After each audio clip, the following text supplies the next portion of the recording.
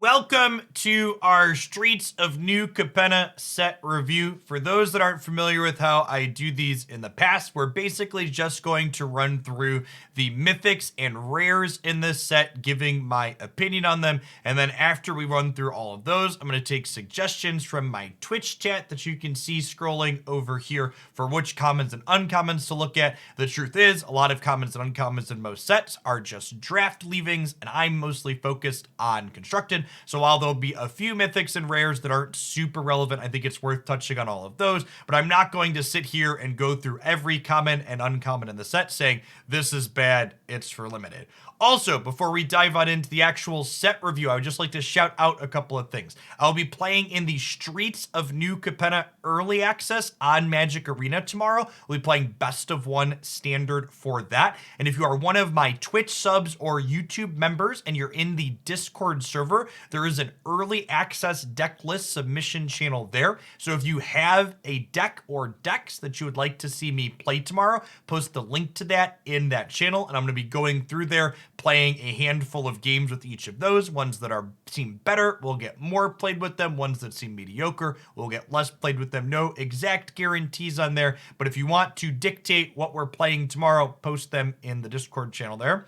Second, if you have a really sweet deck list idea that you want to see worked on more and you want to make a formal deck submission, I am taking standard, alchemy, explorer, historic deck submissions with the new set as always. You can do that for the normal $50 donation or the every plate promo if you live in the United States is still running through the end of the month. If you missed that, they're a meal box to your home service that we did some promos with. They sent me some meal boxes and they were excellent, and their cheapest plan is actually as little as $25, so you can get some excellent food delivered right to your door in the United States, along with getting a deck submission if you sign up for that using my my promo link. So a couple different ways to get your decks played on stream in the not too distant future. Without further ado, let's go ahead and dive on in. So looking at some Magic the Gathering cards. Also, I have seen some of these cards across my Twitter feed in passing, but I kind of made an explicit point not to go looking through spoilers this time around. So this is going to be my first time seeing a lot of these cards. So let's take a look and give our thoughts on them. We're seeing most of these for the first time.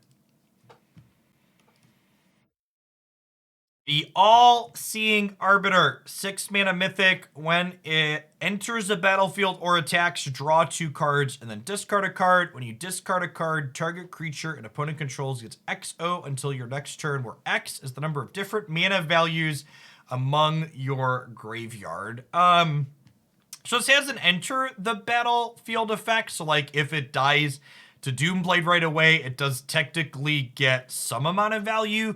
That being said, the amount of value that it's generating, if it just dies to removal spell, is probably not enough for it to be worthwhile. Doesn't really have any built-in protection, so probably a EDH / limited card for the most part here. Angel of Suffering. If damage would be dealt to you, prevent that damage, mill twice that many cards. This is another commander card. Again, seems like a neat design, but this generates no value when it comes into play. Just going to frequently eat a removal spell, lose you tempo and constructed, and not be particularly good. Arcane Bombardment. Whenever you cast your first instant or sorcery spell each turn, exile an instant or sorcery card at random from your graveyard. Then you may copy each exiled card with Arcane Bombardment. You may cast and copy each card exiled with it. You may cast any number of those copies without paying their mana cost. So, I mean, this is sweet but bad. Yeah, this is just another EDH card, right? Like a 6-mana enchantment that doesn't impact the board is like a really, really hard sell. So, yeah, definitely not likely to see 60 card constructed play. Body Launderer. 4 mana, 3/3 Death Touch. Whenever another non-token creature you control dies, connive. Body Launderer connives. When it dies, return another non-rogue creature card with equal or lesser power from your graveyard to the battlefield. So connive is you draw a card and then discard a card And then if you discarded a non land, it gets a 1/1 counter, right? Is that correct?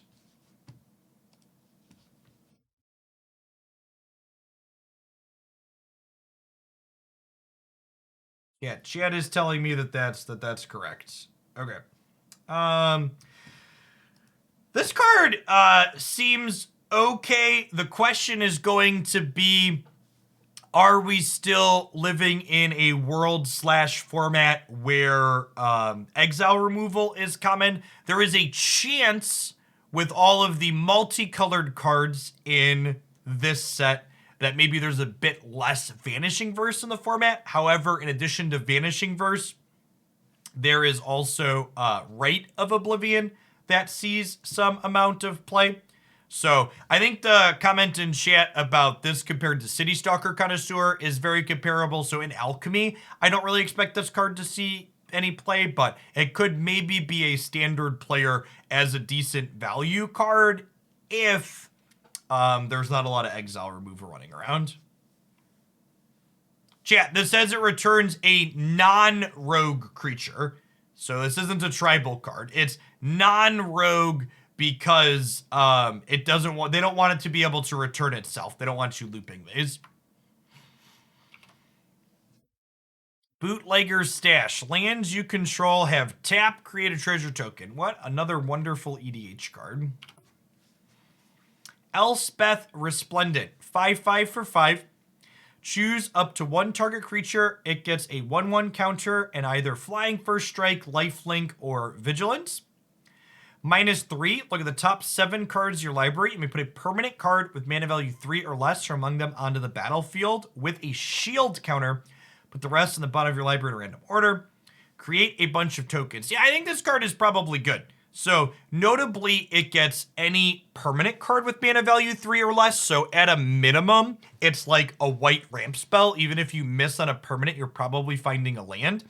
That being said, we've seen like the Esper Tokens control deck, and this finds both Kaito as well as Wedding Announcement as things you can fish up out of your deck, and being able to fish up one of those cards while also leaving a Planeswalker around is quite good. So I kind of expect this one to see some play.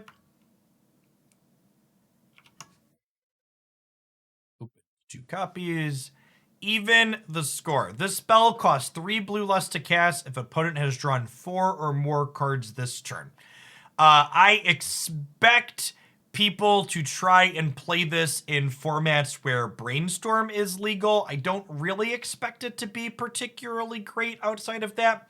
I suppose it's like an okay rate with the triple blue X at instant speed. Like maybe a control deck could play this as card advantage, but like outside of formats where Brainstorm is legal, this drawn 4 cards is likely not to be real text. The Pact Weaver. Bant, Flying Trample, enter the shield counter.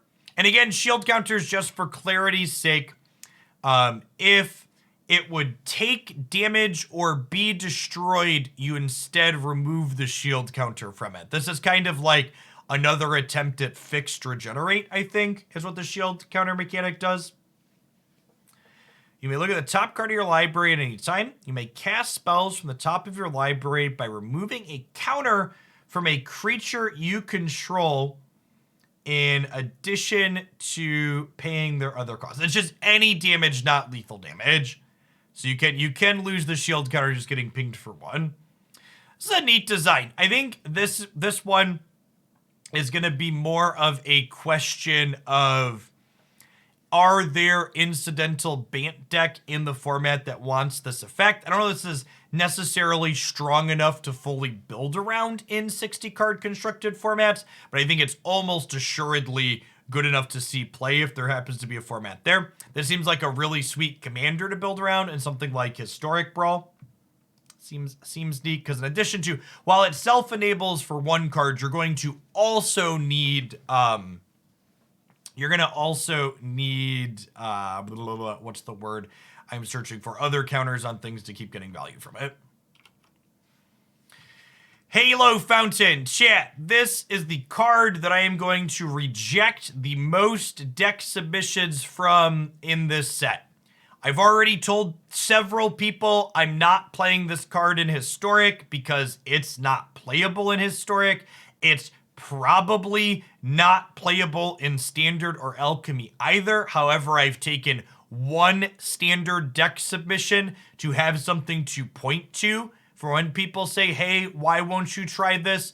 I also expect to be incredibly disappointed by the lack of an animation should you actually pull this off on Magic Arena. But yeah, this is what I'm gonna tell people no to a lot, because it's just like, by the time you have 15 tapped creatures in play, you should have won the game already. And these other two lines of text aren't good enough to be playable. Like, right? Like, if you look at this 3-mana card with just these first two, it's not very good. And then this other one, you have to have 15 tapped creatures, and at that point, you might as well just win the game by attacking. Nexus of Revels. Creatures you control get 1/0 and have Vigilance if you have more than 3 creatures. They get 1/0 and have Trample if you have 6 creatures. They get 1/0 and Double Strike if you have 9 creatures. See, chat, this.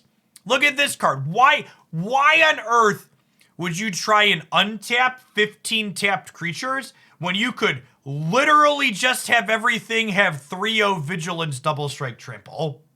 This is a card that's the much better use of having a bunch of creatures in play. This is probably sweet, right? Like, there's a Naya token support in this format, it looks like, and incidentally having 3 creatures is something that's going to happen very reasonably. 6 is going to happen sometimes, and occasionally you're going to have 9, and then you're going to get to end the game. This is a good payoff if there's a go wide deck in the format.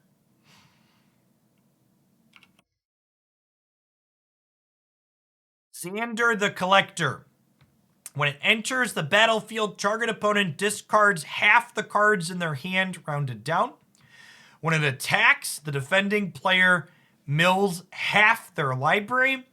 When it dies, target opponent sacrifices half the non-land permanents they control, rounded down. Chat, 3-mana Sorin is legal in Explorer and Historic, and this card's a vampire. So I see people talking about reanimating. In Explorer and Historic, you'll just like use your 3-mana Planeswalker to show and tell this into play. Sounds fantastic and ideal. That's definitely something I would be interested in exploring. Is just like cheating this into play in Explorer and Historic with that card. Sounds fun and kind of powerful, honestly. Gita's Gift. Equipped creature gets 1/1 for each counter on it. Equipped permanent isn't a planeswalker and is a creature in addition to its other types. Equip a planeswalker for 1 mana. Planeswalker equipment. Neat design. Hard to parse. I'd kind of be surprised if this was constructed playable. This one, again, feels like if there's a deck that incidentally has a lot of planeswalkers in it, maybe this is good, but also maybe it's not. Does this stop them? Isn't a planeswalker and is a creature and is loyalty. Yeah, so that would stop people from being able to attack your planeswalker too, which is interesting. That being said, it opens it up to being destroyed by creature removal, right? Well, so if you give it to 3-mana Gideon, your Gideon emblem no longer works. You don't have a Gideon planeswalker.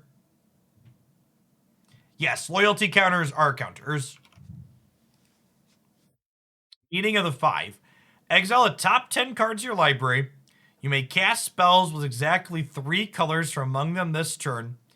Add a bunch of mana to your mana pool. Spend this mana only to cast spells with exactly 3 colors. This is an EDH card, and it's not 60 card constructed playable. It costs 8 mana, and it only generates 10 mana. It technically draws you cards, but it's not really gaining you tempo. So,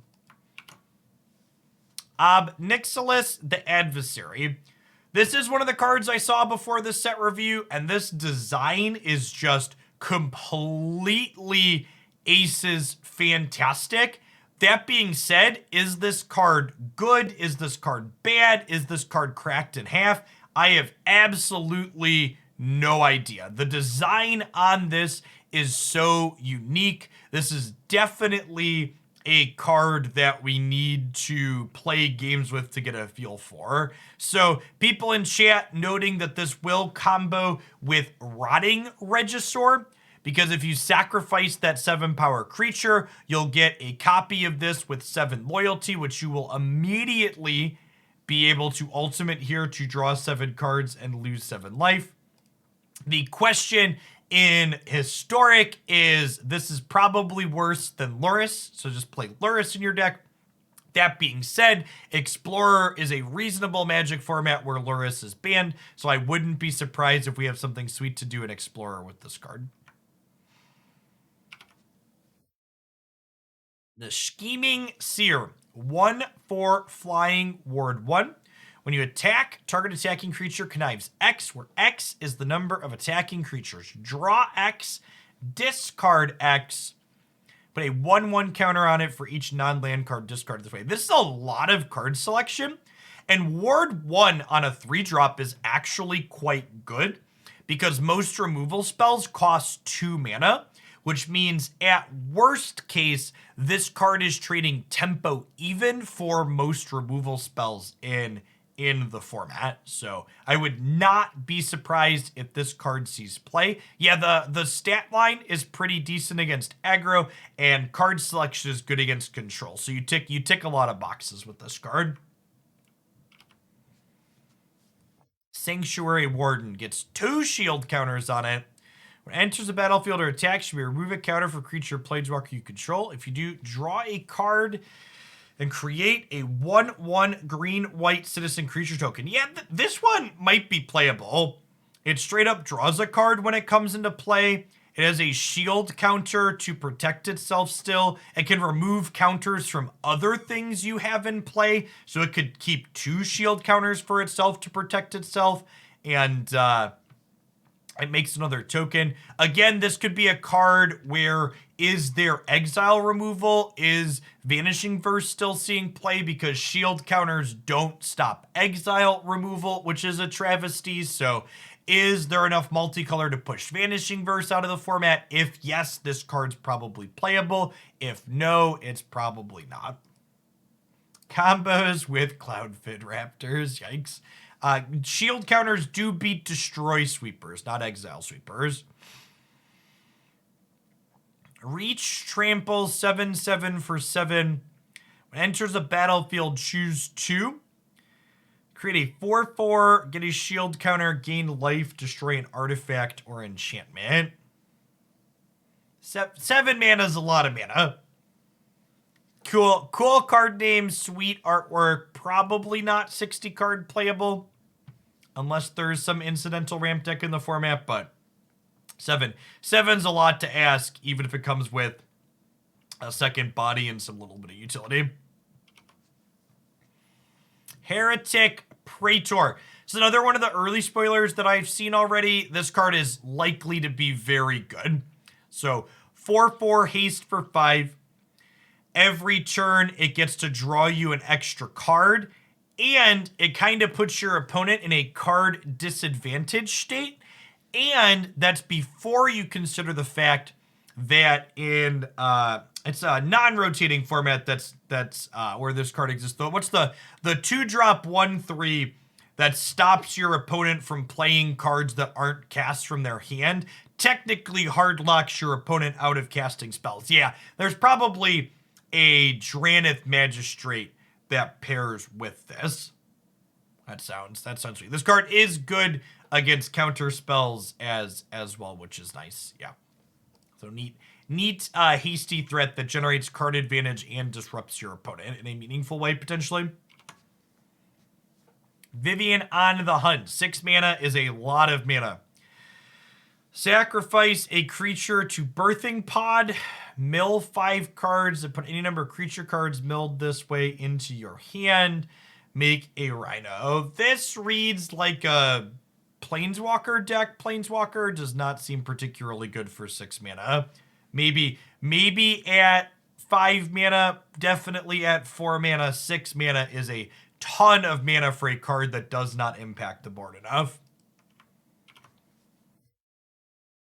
Zeratora the Incinerator. At the beginning of your end step, you may sacrifice another creature. If you do, it deals damage equal to that creature's power to any target, and you get 3 treasure tokens. That's probably not good enough.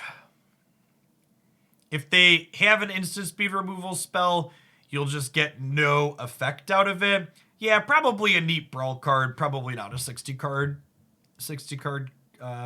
constructed playable card. The Aven Heartstabber. We have Baleful Strix at home. There are 5 or more mana values among cards in your graveyard. Heartstabber gets 2/2 and Death Touch. When it dies, mill 2 cards, then draw a card. So, seems like a kind of neat effect. The question is obviously, how easy is it to get 5 different mana values among cards in your graveyard? There's a lot of Connive in this set, so Connive could be an enabler to help you hit that threshold, but that's still not going to be trivial. On average, you're probably not hitting that threshold, I would wager, until 4 or 5 at the earliest, probably not until 6 or 7, and at which case a 3/3 is kind of small. So I think cards like this will definitely hinge heavily on, is Connive incidentally enabled?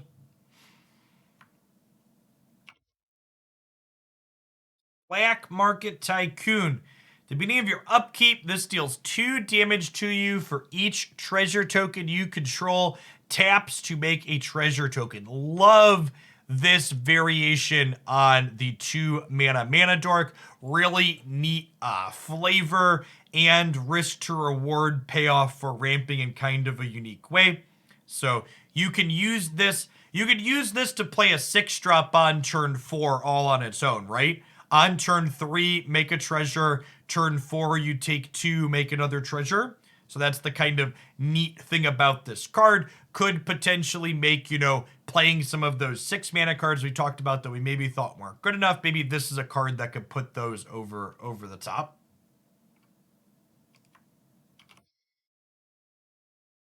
Broker's Ascendancy. At the beginning of your end step, put a 1/1 counter on each creature you control and a loyalty counter on each planeswalker. So there's a few designs that give you payoffs for having counters on things, or spending counters. This gives you a lot of counters to spend for different things.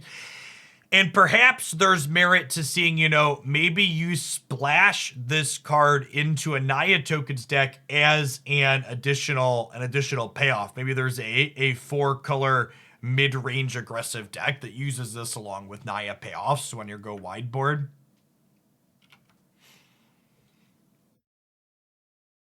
Cabaret Ascendancy. To your upkeep, look at the top card of your library. If it's a creature or planeswalker, you may reveal it and put it to your hand. If you don't put it into your hand, you may put it on the bottom of your library. It's an interesting Howling Mine variation. These colors don't usually have this style of effect. I don't expect this to be a main deck playable card, but I could see this being something you want to have out of the sideboard in your Naya creature decks to grind a bit against the planeswalker decks. This is also notably a 3 mana permanent, so this is a piece of card advantage you could fetch up with the 5 mana Elspeth that we looked at earlier. Cemetery Tampering. This enters the battlefield with the top 5 cards of your library. Exile 1 face down and put the rest to the bottom in a random order. Maybe your upkeep, you may mill 3 cards. After 20 or more cards in your graveyard, you may play the exiled card without paying its mana cost. Okay, so we looked at that 2 mana bird card earlier and talked about how trivial is it to get 5 different mana costs into your graveyard. This is a card that could help with that. Yeah, 20 cards in your graveyard is nothing to scoff at. That's for sure. Perhaps there's some merit to exploring this card as a way to cheat something into play or be a graveyard enabler in older non-rotating formats, Explorer or Historic. You know, you pair this with what's it called? Stitcher Supplier and Grizzly Salvage. You got a lot of cards in your discard pile right away. So I would be surprised if this is good enough for Standard and Alchemy, but perhaps in a non-rotating format, this could be good enough with other more powerful graveyard enablers. Additional cost to cast the spell, exile a creature from your graveyard. Deals damage equal to the exiled card's power to each creature and planeswalker. Probably not good enough. You really want your 3-mana sweeper to be good on turn 3. This one's going to be difficult to enable and inconsistent and probably not casting on the 3rd turn very often for any meaningful amount. Cut of the Profits. Draw X cards and lose X life. If you sacrifice a creature with at least 3 power, you may copy this spell. And this is an as you cast effect. Something neat to note about the causality is it gives you some redundancy against counter spells, which is nice. And if you sacrifice a 3-power creature and pay 4 mana, you draw 4 cards. 5 mana lets you draw 6 cards. 6 mana lets you draw 8 cards. I could maybe see this being okay simply for the fact that card advantage that's decent into counter spells is kind of a premium against certain types of decks. I could again see this being a card that you want out of the sideboard in a more mid-rangey deck to board up and pull up against a more controlling archetype.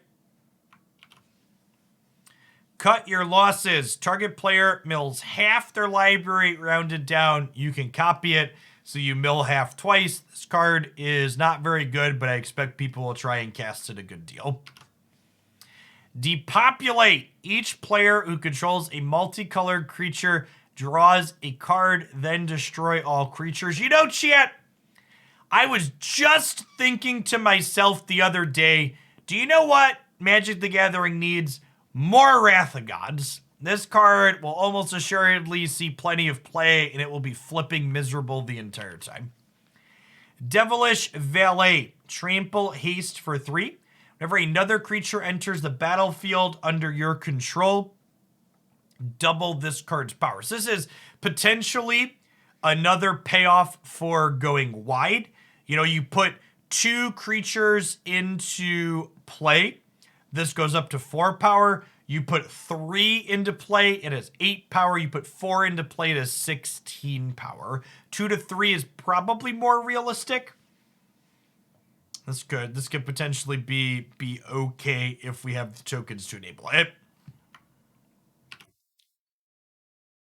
Endless Detour. The owner of target spell, non-land permanent, or card in a graveyard puts it on the top or bottom of their library. This will easily be a Bant control staple. The flexibility on this card is super strong. Well, obviously, they're going to get to redraw their card. Well, obviously, they're going to get to redraw that card if they want to next turn. They do have to actually take the card to redraw it, which means this is always a 1-for-1, and the flexibility of this is super meaningful.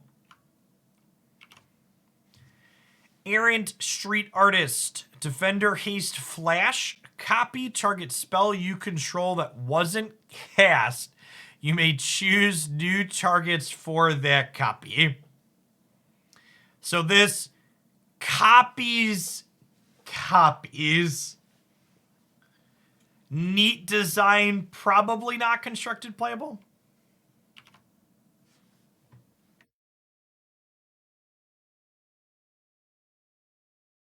Evelyn the Covetous, or another vampire, enters the battlefield under your control. Exile a top card of target player's library with a collection counter on it. Once each turn, you may play a card from exile with a collection counter on it. If it was exiled by an ability you control, you may spend mana. Whoa. Okay, so once each turn, you may cast a card from exile with a collection counter on it. If it was exiled by ability. So this is both players' library. So every time a vampire enters play, you draw 2 cards. That's sick. And it's once each turn, but if you're hitting instants, you can play on their turn too.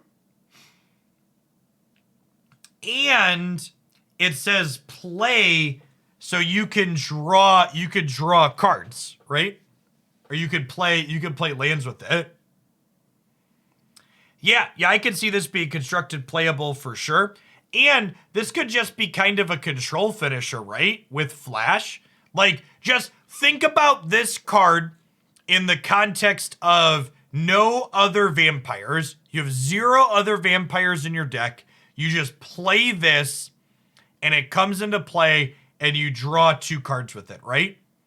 And look at the mana cost. It's technically Grixis, but it's also mono black, right? Or black red or blue black. Yeah, this is a mono black card. This card seems very powerful. This is what I'm definitely going to be interested. This is a good mid-range and control value card, and it could also be a decent top end for a vampire deck in general if you want to get more value out of it. Really like this one.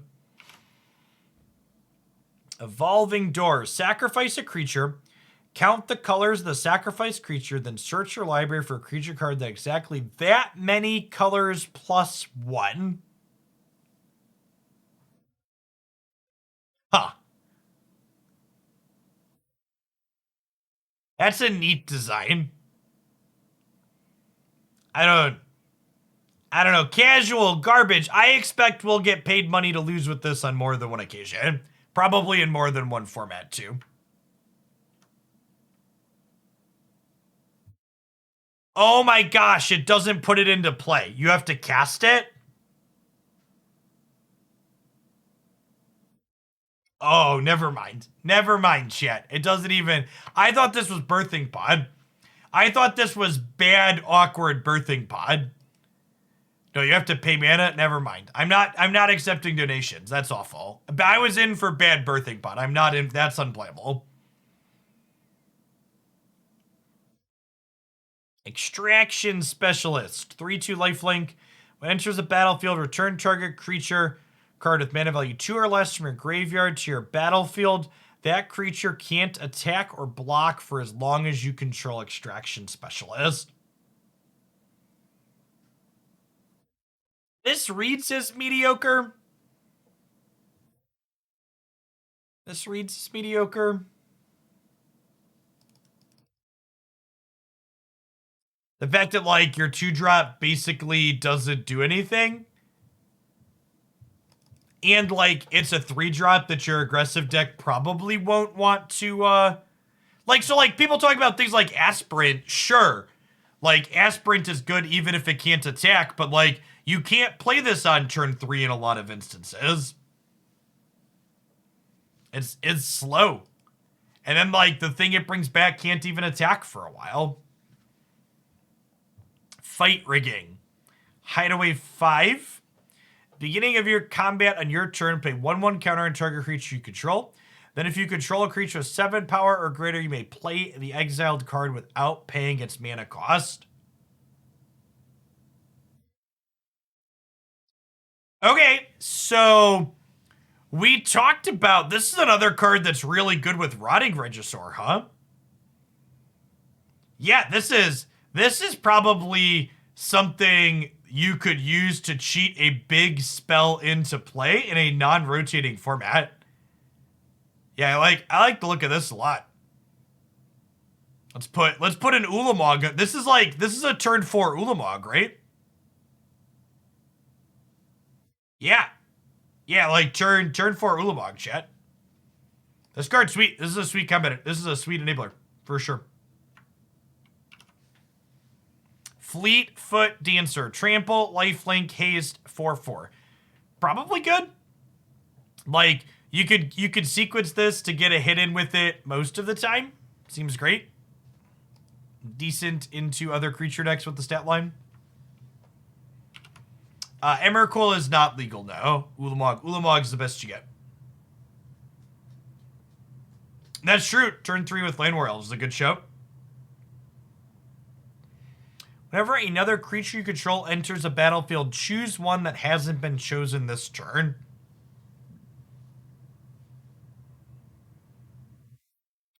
You can see this being okay.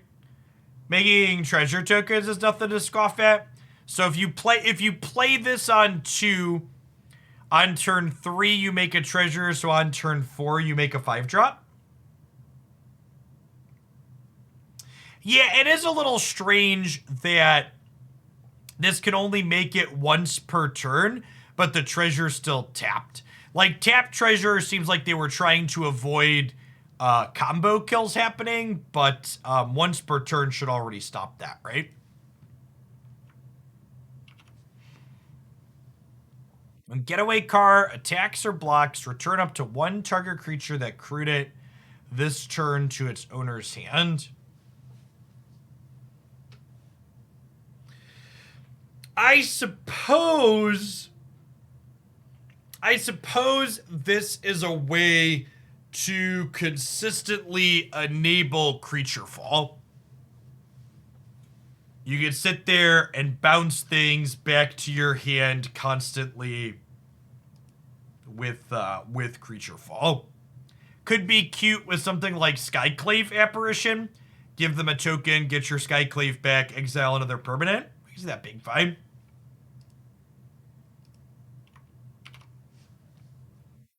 Oh gosh, City Stalker Connoisseur, chat. You can return City Stalker Connoisseur to your hand. I really hope they nerf that card the next balance patch. Please. Please. Please. Gita, Font of Hope. 2/2 for 2, Flying Vigilance. Each other angel you control enters the battlefield with a 1/1 counter on it for each angel you already control. Whoa, this card's gasoline. Her stat line is good. She makes your other angels better, and she ramps you into angels. I like this. This is probably playable. If there's an angel tribal deck, this definitely starts with 4 of these. Horde Hauler. When it deals combat damage to a player, create a treasure token for each artifact they control. 5/5 trample, crew 3. Maybe, like, I don't know that you like really need to ramp with something like this. And I think the other vehicles in the set are probably better. Like, I have a hard time envisioning playing this over like Surge Hacker Mech, for instance. Yeah, and it's dependent on them having artifacts, not you. Hostile Takeover, the Elon Musk card. Up to 1 target creature has base power and toughness 1/1. 1 other target creature has base power and toughness 4/4. Then this deals 3 to each creature. Ah, my favorite. More board wipes.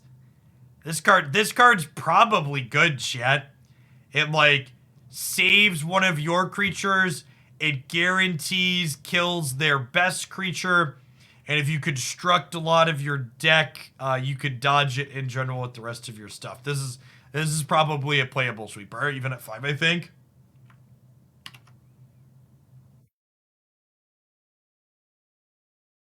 Ooh, okay. So, like, I know we've been complaining about sweepers, and rightfully so, but, like, this is a sweet sweeper. Like, letting the Naya tokens deck play a Plague Wind is really neat. Like, this is a payoff worth being in tokens for. Like, this is sweet. This is a good one. Jaxus. Discard a card. Create a token that's a copy of another target creature you control. It gains haste, and when this creature dies, draw a card. Blitz. If you cast this spell for its blitz cost, it gains haste, and when this creature dies, draw a card. Okay, so Blitz means you can cantrip your creatures, and this lets you copy something else, convert a card into a copy of something else. When your copy of City Stalker Connoisseur dies, draw a card. Yeah, this is like a dash that isn't repeatable. This card might be playable in the right shell. Maybe the red-black in Alchemy wants to play this card. They've got a lot of good stuff worth copying. Yeah, it's also sacrifice as well, so it triggers dice effects. Jetmir's Second. If you create one or more tokens, instead you may create that many 2/2 cat tokens with haste or 3/1 dogs with vigilance. So this is insane. This is insane with the treasure maker, right?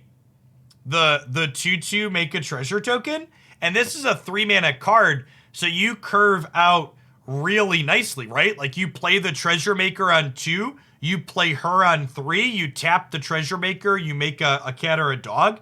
It also upgrades your wedding announcement tokens. Yeah, thanks for the biddies, Jelly Bean. Happy to. We're gonna build a few different things with this card. Feels like there's and again, this is a mono green card. It casts easier in your red-green, your green-white, and your Naya decks, but it is just a mono green card at its core, so there's a lot of different ways you can play this one. Likely powerful, definitely going to be interesting to build around. Ledger Shredder. When a player casts their second spell each turn, this connives. This is, I don't know, it's kind of hard to enable, and the payoff you're getting for enabling it is kind of minimal. Probably not very good. Yeah, it triggers for both players, but this card is nuts. Now, I'd kind of be surprised if this is super good. Like, think about how early in a game you start double spelling most times. Chat, did someone set against Phoenix? That's great. They're going to kill your card with Unholy Heat. Like, the upside is minimal, and the downside is whatever. But think of all the blue-red Delver decks you can play this in. Oh, Magic players.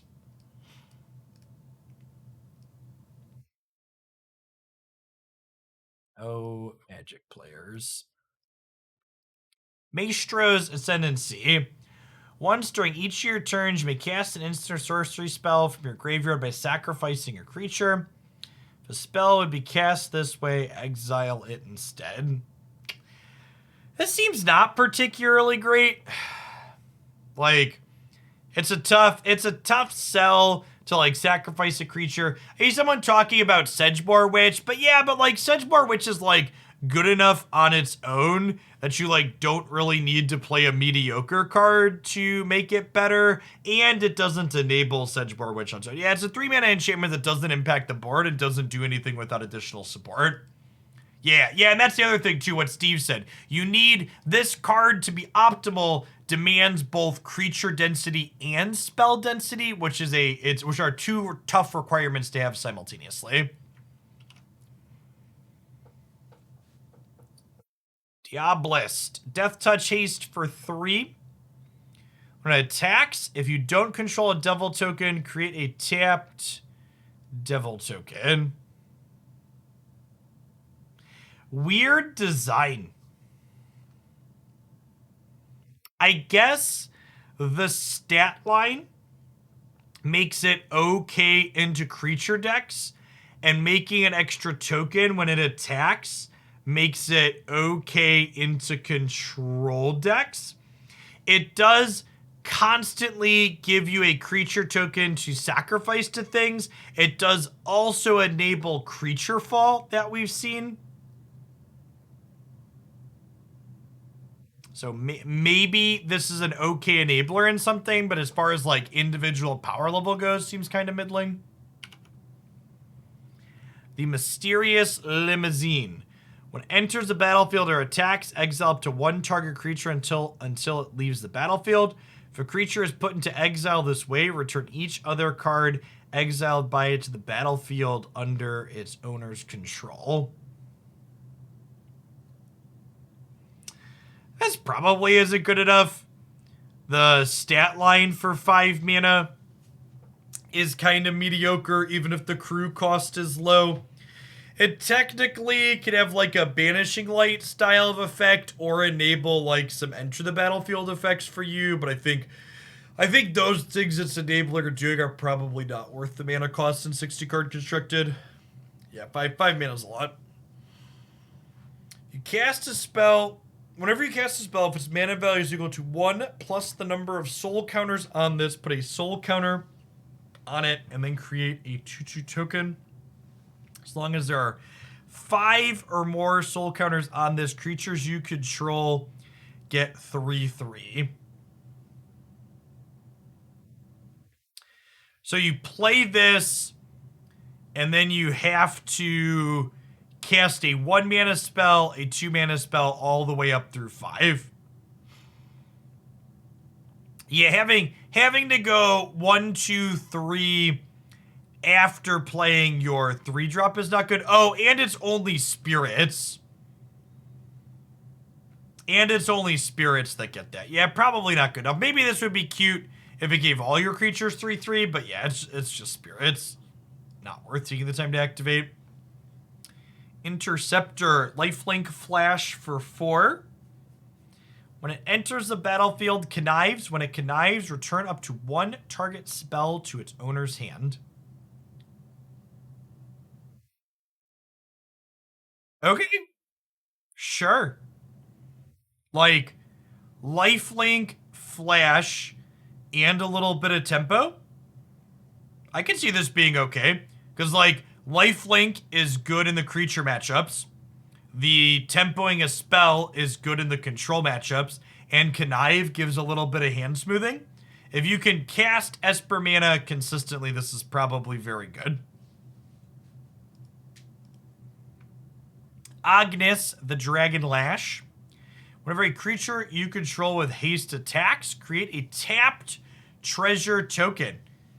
Okay, this actually pairs exceedingly well with the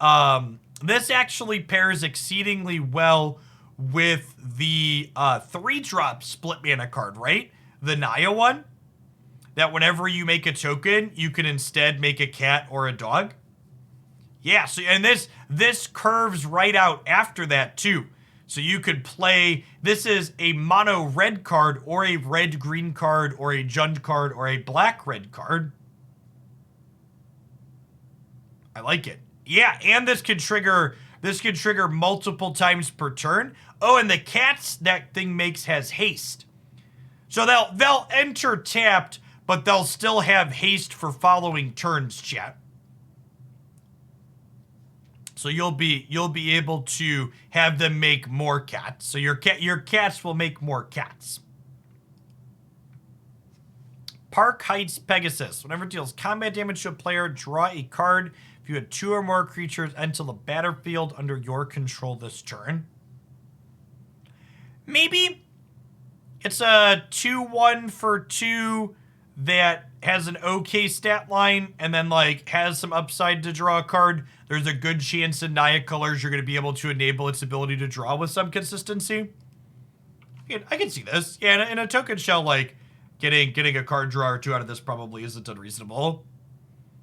Why trample? Because you need to enable the ability to hit your opponents. They can't jump block it in the air. The Face Breaker. 1 or more creatures you control deal combat damage to a player. Create a treasure token. Sacrifice a treasure. Exile the top card of your library. You may play that. This card is really good. Like, really good. Has the potential to generate card advantage If this is another good enabler for the card that turns any tokens into creatures. Like, yeah, I would not be surprised if this sees plenty of play in honestly more than one format. Rabble Rousing. Whenever you attack with one or more creatures, create that many 1/1 green and white tokens. Then if you control 10 or more creatures, you may play the exile card without paying its mana cost. This one might actually be playable too. It's a pretty, like, 5 mana is a lot, but it technically impacts the board the turn you play it, right? Like you attack, you play it and attack and then immediately get tokens. This is also an okay enabler with the card that makes bigger tokens. This is a pretty good payoff for the night. Yeah, it makes one for each, chat. So if you attack with 3 creatures, you get 3 tokens. If you attack with 5 creatures, you get 5 tokens. So, like, this could be a good one for enabling that if you have 9 creatures payoff. Yeah, this is not unreasonable to cast the Hideaway card the turn you play this. Like, you play this on 5 and cast the Hideaway card the turn it comes down. I like it. Reservoir Kraken. 6/6 Trample Ward 2. Excuse me? Beginning of combat, if it's untapped, any opponent may tap an untapped creature they control. If they do, tap it and get a 1/1 blue. Ha! This is a neat design. This card's gotta be powerful, right? I like this one a lot. I don't know what exactly we're gonna do with it, but this one screams playable to me.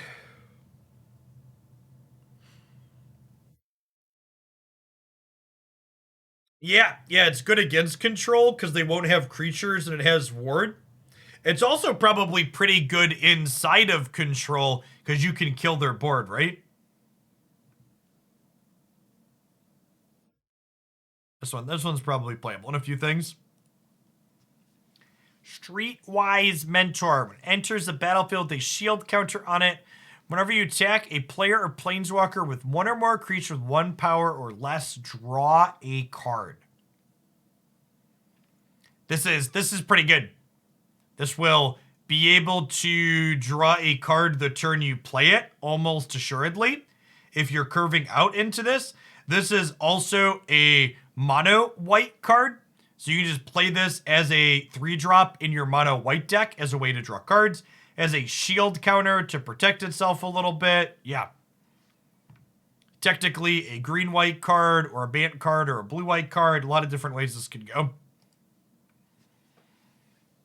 Whenever you sacrifice a creature, you may return target creature with lesser mana value from your graveyard to the battlefield tapped.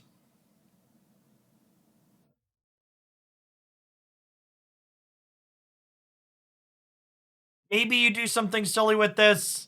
You can only do it once per turn, so there's kind of cuts out any combo potential. Sanguine Spy.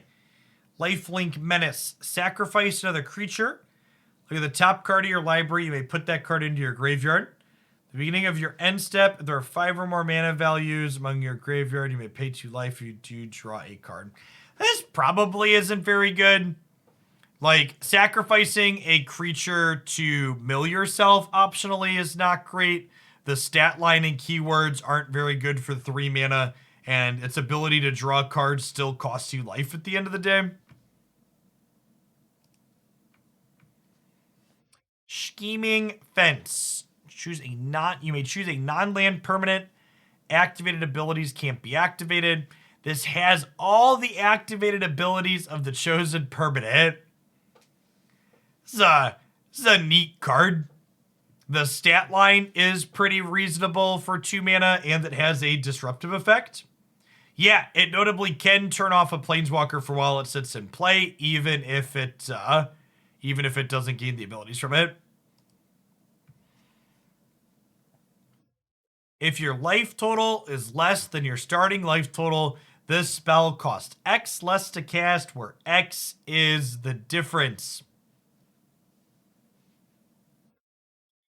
So if you're at 7 life, this is a 2 mana 7/7. To make this cost 4 mana, you need to be at 9.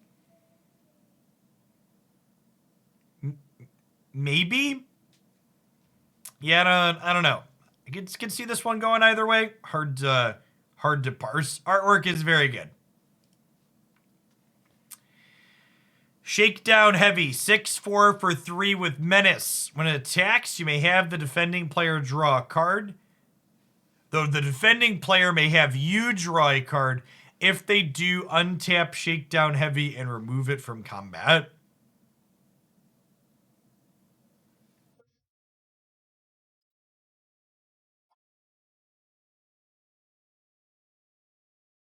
That is probably not good enough.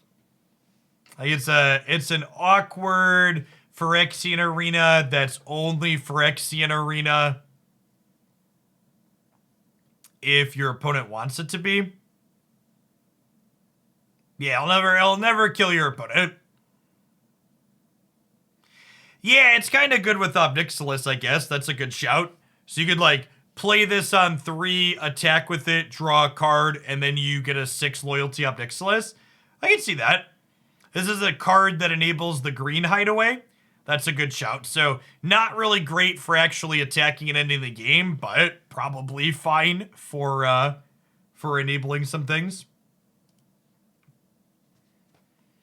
Soul of Emancipation enters the battlefield. Destroy up to 3 target non-land permanents. For each of those permanents, its controller gets a 3/3 white angel token with flying. It costs 7 mana. Why can't it actually be Terastodon? Chat, Terastodon was only close to good because you could blow up lands with it. This card's not playable. Sag, but it's not. Destroy all artifacts, then Structural Assault deals damage to each creature equal to the number of artifacts so put into the graveyard from battlefields this turn. That's fine, chat. You didn't want vehicles to accidentally be playable. Everybody loves an underdog, chat. Whoa! This card is really good. This is a sweet black aggro card. So it's a 3/2 for 2, and then you can blitz it out of your graveyard, and blitzing draws you a card, chat. Yeah. So like this is like a 3/2 for 2/2, which is a fine stat line. It's a warrior, is a good shout. He's ready to come out and play. He's gonna come out from your graveyard and play constantly.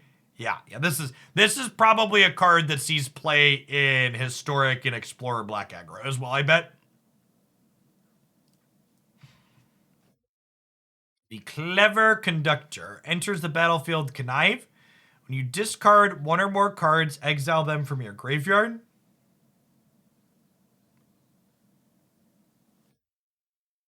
This is interesting. So it turns your connives into draws, kind of. It is a dice trigger, but this is notably a multicolored card, so it dodges Vanishing Verse, is noteworthy. It still gets Rite of Oblivion, but it doesn't get Vanishing Verse. It is notably not a combo with needing lots of different CMCs in your graveyard, is notable. Yeah. To be honest, though, the having 5 CMC cards in your graveyard probably aren't constructed playable anyways. Ooh, the shout out that this combos with Channel is also worth noting. That's a good catch. It's not that much better than Bag of Holding. I completely disagree with you. This is a card that impacts the board on its own. Another thing that's noteworthy about this card, chat, to think about is this card is legendary, which means your second copy that you play can sacrifice the first, drawing the cards that it's exiled, and this is good against opposing discard spells as well. All right, I'm gonna give you a timeout. The one tough to so it literally makes itself a 4/2. Also, it dying is upside, chat. Like you feel better discarding spells to make it a 4/2. It wants to die. Yeah. It's also in the same colors as Dispute. Chat, people keep talking about exile on cards. The most commonly played exile card doesn't exile multicolored cards. Come on, context, context, context. It is key to evaluating potential power levels of things. Stop just repeating shitty talking points. This enters the battlefield. Search your library for a basic land and put it onto the battlefield. Tapped. It can't attack or block unless you control 7 or more lands. This card is really good. Like, really good. So the what is it? Forceful Cultivator? The four mana card that makes itself cost 2 in the Alchemy mono green deck is gonna get away with playing so few lands. Like that, like curving the 2-drop Cultivator, grab a land into this, grab a land, like seems super reasonable. Undercover Operative. You may have it enter the battlefield as a copy of any creature, except it also gets a shield counter. Sure. Maybe fine. Clone effects have consistently seen play over the years. Unleash the Inferno. Deal 7 to a creature or planeswalker. If it deals excess damage, destroy an artifact or enchantment they control with mana value less than the excess damage. It's good. This could be okay. It's kind of a 2-for-1. It's also instant speed. Equal to or less than. Sure, whatever. Kill your City Stalker and something else. Yeah, probably gonna 2-for-1 in a lot of situations. The Hearst, chat. Power and toughness are equal to the number of cards exiled with it. Huh. This is a neat design. Yeah, I like this card. So it's not summoning sick because it's an artifact when it comes into play. So it's a 2/2, it's a 2/2 right away. And then it just like gets really big, right? Like this card's gonna mess a control deck up, right? It only needs 2 mana to crew as well. And it can exile cards from any graveyard. So right, like they both have to be from the same graveyard each turn, but you could take cards out of your graveyard that you don't mind exiling as well. You can get from both of them. I like it. Void Rend. You know what I always find myself saying, chat? Blue needs more uncounterable spells. Good game design, more uncounterable spells for blue.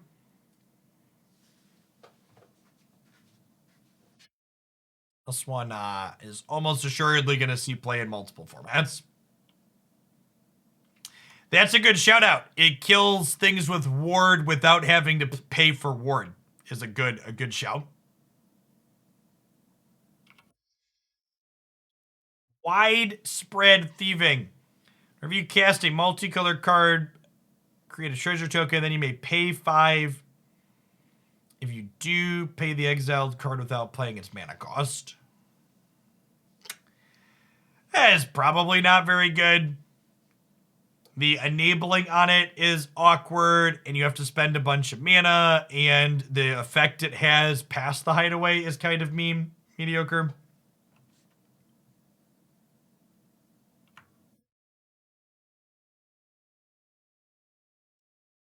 Hideaway 5, when you draw your first card during each of your draw steps, draw another card. Then if you have 9 or more cards in hand, you may play the exile card without paying its mana cost. 5's a pretty steep cost for this. Also, by the time you're casting a 5 mana enchantment, your hand is likely pretty empty. Likely not a 60 card constructed playable card. Workshop War Chief. We have Thrag Tusk at home. Gives you 3 life, has Trample, makes a 4/4 when it dies. You can blitz it for 6 to attack with it with haste and then have it draw a card as well.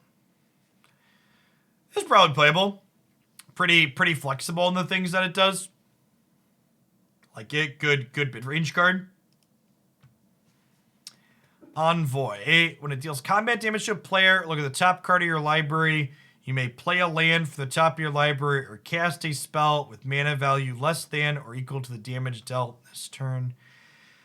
The top card of your library, you may play a land for the top of your library or cast a spell that equal to this turn. If you don't, put that card into your hand. Huh. This seems potentially pretty good. Like, draws a card and potentially lets you cast it for free. It's a guaranteed draw and it's a conditional play. Yeah, you could also blitz it on an open board to try and get a draw off the top of your deck. It's a 5 mana draw too in that case too, right? Because the blitz draws a card as well. All right, chat. That's every rare and mythic in the set. Please link me Scryfall images, Scryfall pages for other cards you want me to look at. What should we be looking up? Commons and uncommons worth looking at. Throw them at me.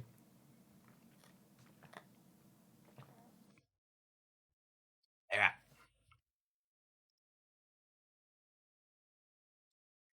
Mage's Attendant. When it enters the battlefield,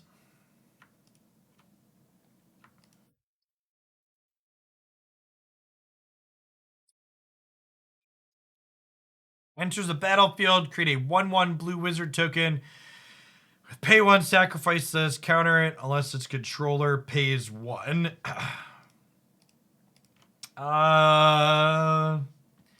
Maybe this is an okay token enabler. It's 2 party members is a fun shout. Maybe this puts a party deck on the map. I think that's a good observation. Kind of okay stat line. Draw 2 cards, then discard unless there are 5 or more mana values among cards in your graveyards. 2 mana draw 2 is pretty good. Even when you don't have an enabler, 2 mana draw 2 discard 1 is still pretty okay. I can see this. Could see this being fine. This might even be a card that wants to see Historic or Explorer play.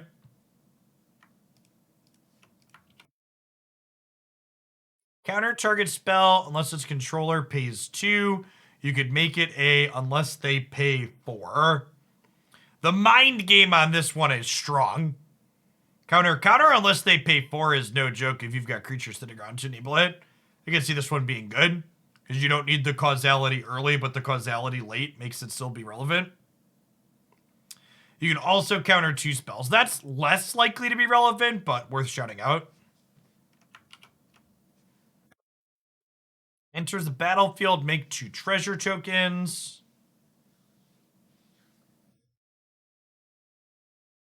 Interesting. So this is a make humans or money. You can convert one to the other. Something that's neat about this is with the card that makes any token, that turns any token into a cat or a dog, this will allow you to convert your treasures to cats or dogs after the fact, which is neat. Yeah, probably playable. Gold Hound. First strike menace. Add 1 mana of any color because it's a treasure. This probably isn't very good. Stat line's kind of whatever. Nimble Larcenist enters the battlefield. Target opponent reveals their hand. You can artifact, instant, or sorcery and exile that card. Sure. Yeah, that seems good. What's it called? Sin Collector was playable, and this tags artifacts as well. Offer you can't refuse. Counter target non-creature spell. It's control. Excuse me? Excuse me? That this is probably really good, right? Yeah, this is almost assuredly one that's going to see some play in non-rotating formats. This is a counter spell a combo deck wants to play for sure. It's pretty guess. Enters a battlefield, make a treasure token. Bad limited card. For each color, return up to one target creature that color from your graveyard to your hand. Bad limited card. Strangle deals 3 damage to target creature or planeswalker. Probably not good enough as a sorcery, but maybe. Enters the battlefield, gain 1 life and draw a card. Probably not good enough. I guess it's an angel. Maybe this is good enough if you need angel enablers at 3 mana, but stat line's kind of medium. When it dies, exile the top 2 cards of your library until your next turn. You may play one of those cards. End of the next turn. Okay. Yeah, I can see this one being good. Sweet sacrifice fodder for your deadly disputes and stuff.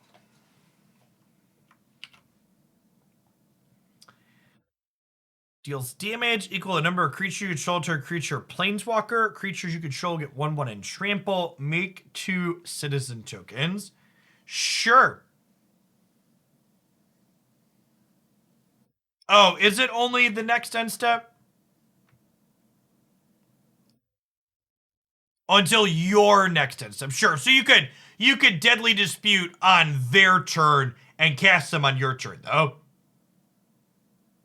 It's the beginning of your next end step, not the next end step. That's an important distinction. So you can't stack it on your turn and get them next turn, but you can stack it on their turn and cast them on your turn, chat. So still, that's close. Probably fine. I think like it could be okay inside of the tokens deck. It's like a removal spell. It's something that pushes damage, and it could be an actual enabler. Enabler payoff split cards are nice. Yeah, making 2 creatures at once is good for some of the creature fall cards. Choose target creature or planeswalker. If it was dealt non-creature damage this turn, deals 3 damage hit, you gain 3 life. Otherwise, it deals 1 damage and you gain 1 life. This is a interesting design. So it's a helix to something that already took damage, or you can sacrifice something to deal 4 to something that hasn't taken damage yet, basically. Yeah, could deal up to 6, easily deals up to 4, could deal 3. Yeah, that's neat. Yeah, it's a very self-enabling style card. Whenever you attack, double target creature's power until end of turn. This is a bad limited card, chat. Target creature gets 1/0 until end of turn. It deals damage equal to its power to a creature or planeswalker. Destroy an enchantment, draw 2 cards. Sure. Divination, destroy an enchantment, be a removal spell. Seems reasonable. Turn target multicolored permanent with mana value 3 or less from your graveyard to the battlefield tapped. Counter target instant or sorcery spell. Destroy a creature or planeswalker with mana value 3 or less. Yeah, it seems like an okay card for the Esper mid-range control deck. It notably gets back Kaido from your graveyard. This can put Luris back into play in non-rotating formats. It's a removal spell. It's an arrow counter spell. This is probably fine.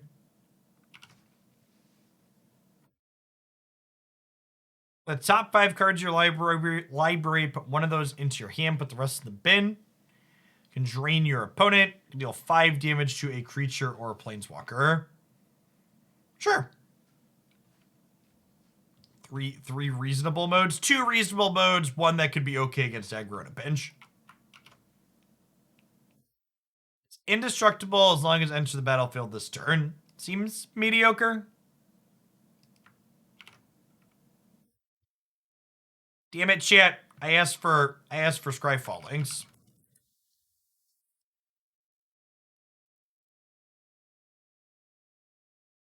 You see how great Scryfall is, chat? I typoed slip out the back in that search and it still found the card because it's made by real people with good software dev skills. But a 1/1 counter on target creature, it phases out. So in Historic and Explorer, you can turn 3 Kroxa and then slip it out the back in response to its sacrifice trigger. This card also puts a 1/1 counter on your Dreadhorde Arcanist. It can also phase out the opponent's creatures in a pinch if you need to take a blocker out of the way. It can save a creature from a removal spell. It can save a creature from a sweeper. The flexibility on this has a lot of potential. Enchanted creature gets 1/1. Chat, stop sending me limited cards, chat. I didn't want to look at all the limited cards. Stop linking them. Target opponent sacrifices a creature or planeswalker they control with the highest mana value.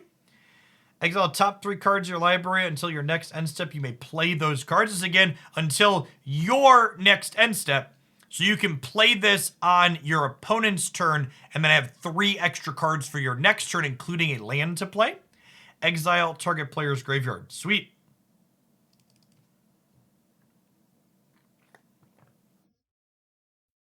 All right, last call for commons and uncommons. The top 2 cards of your library, put one in your hand, put the other on the bottom. This probably isn't good enough, even with the causality.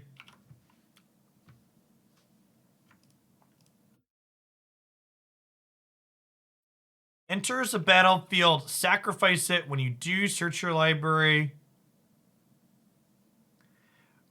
Weird. So it's like yeah, I assume there's one of these for each of them, right? It's an Evolving Wilds plus that gains you a life.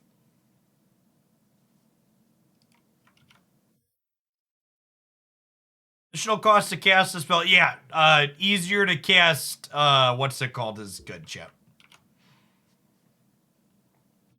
Creatures your opponent's control get -1/-1 till end of turn. Yeah, I mean, this is like an anti-tokens card potentially. This is a card that is contextual. If there's cards in the format that this lines up okay into, it could be good, but if there aren't a bunch of X1s, it obviously won't be very good.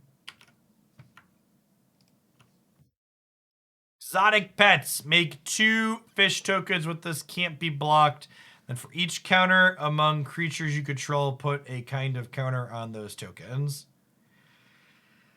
Maybe, I guess it enables the creature fall cards twice, but this is also a blue card as well, so it'll be harder to play in the Naya tokens deck.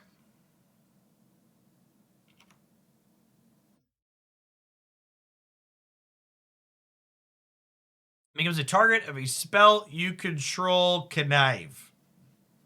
Yeah, this is probably fine. It's got double strike, so you give it a couple of counters, and then it hits pretty hard. We have a build around submission for this in the deck queue actually. So we're definitely gonna be playing with this card at some point later this week. Capenna Express. It has a target. Sacrifice a treasure because artifact creature until end of turn. Neat. I don't know if this is good, but the design is neat. The fact that it doesn't have any evasion probably means it's not constructed playable, but I appreciate the design. Return up to 3 target creature cards with total mana value 3 or less from your graveyard to the battlefield.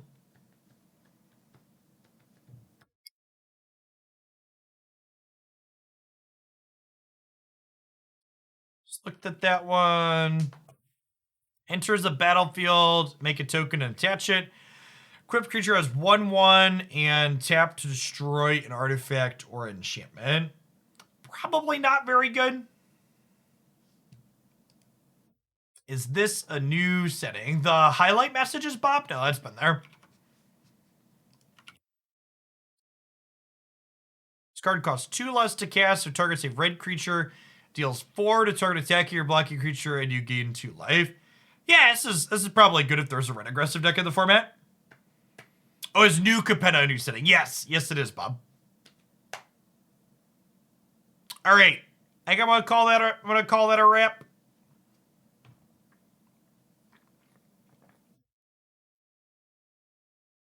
Well, so this card isn't good against Winota because if Winota got to attack, you're already dead.